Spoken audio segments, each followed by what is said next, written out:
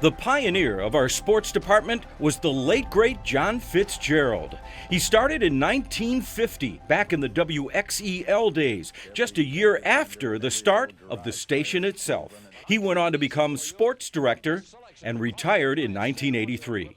Channel 8 first broadcast Browns games in 1956. Back then, we were a CBS affiliate, and the network had TV broadcast rights. All Browns games aired exclusively on Channel 8 for 13 years. In fact, that's the reason Dick Goddard ended up at Fox 8. He was the Browns' stats man from 1966 to 2011. The scene is set for the play of the day. That's the one-time voice of the Browns and TV8 sportscaster Ken Coleman. Here he is in 1964, when Lou Groza became the first field goal kicker to perform in 8 title games. Bobby Boyd sticks to Gary Collins like a wet shirt, but the lanky flanker makes an impossible catch for an implausible finish to an unbelievable game. The Browns have accomplished what the experts said could not be done. The finest all-around effort in the club's history makes the Cleveland Browns worthy wearers of football's World's Championship. You came to know the Coleman name well. Ken's son Casey became the main sports anchor from 1984 to 96, winning 4 Emmys in that time. One of his claims to fame? We are going to show you what a week in the life of Bill Belichick is like, besides exhausting. In December of 1992, Casey spent a week embedded with Bill Belichick's Browns as they prepared for a rematch with the Bengals. Casey and Bill developed a deep friendship. In fact, they were so close, when Bill Belichick cut Bernie Kosar, Casey received police protection because of threats. And today, the team still practices at the Casey Coleman Fieldhouse in Berea. But let's get back to our timeline. In sports, Rigney calls it quits and the Indians were shot down by the bird. In 1974, Jim Mueller left his job as play-by-play commentator for the Miami Hurricanes football team to come to Cleveland, and he took over as the sports director. In November '76, a familiar face joined him as part of the team. You know, you expect a great game when a pair of top-flight football teams collide. Fred McLeod became weekend sports anchor, also providing play-by-play commentary for the station's coverage of Cleveland Indians games during the 1979 season. John Telich on sports. I came on board in 1980 when Freddie left for San Francisco. Growing up in Euclid, I was always honored to be Cleveland's own. Say hello to our living legend, the great John Telich. Hi, guys. Good to be with you. Of course. So much so, I'm still a part of the team, even a couple of years after I retired.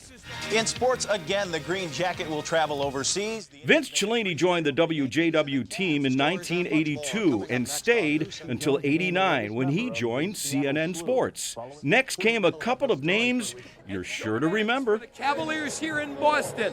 And Dan Coughlin is joining us now with sports. Our good friend Danny Coughlin made the switch from print to television in 1983. He remained the commissioner of Friday Night Touchdown until we lost him last month.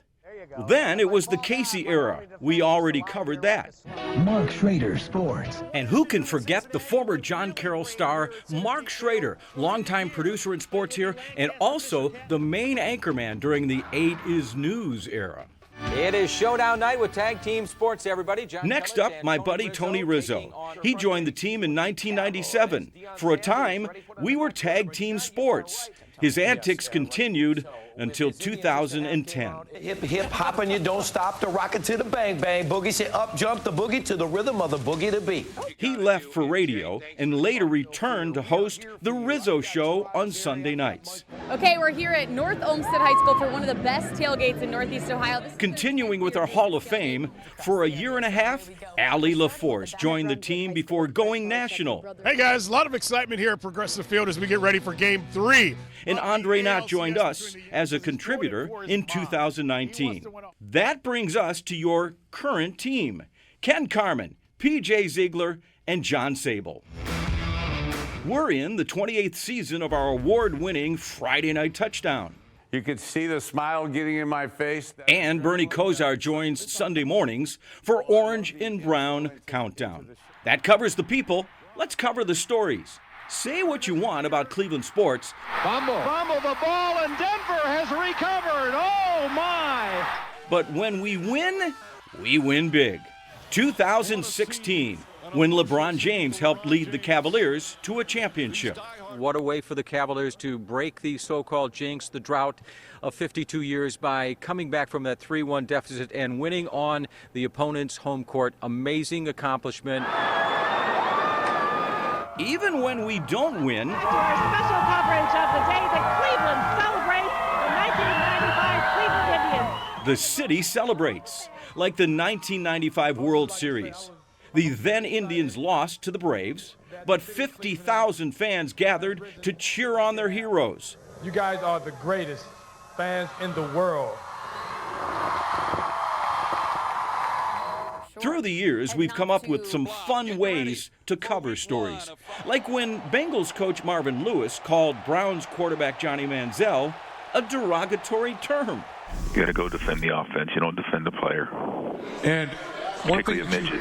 So we sent little John to Cincinnati to ask some big questions. Hey, Coach, based on the height difference of Hoyer and Manziel, how has your defensive approach changed for Sunday's game?